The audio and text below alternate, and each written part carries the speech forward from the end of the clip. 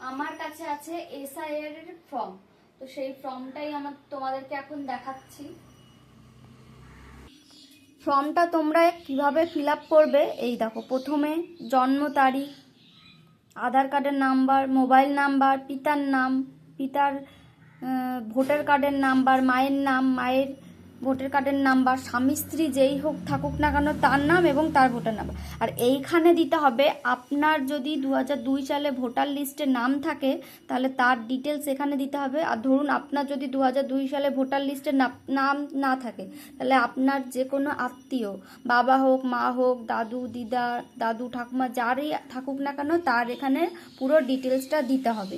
এইভাবেই আপনি আপনার এসআইআর ফর্মটা ফিল আপ করে জমা দিতে পারবেন। আর এই ফর্মটা দুটো দেবে, একটা আপনার কাছে থাকবে আর একটা ওরা জমা নিয়ে নেবে। তো থ্যাংক ইউ সবাইকে।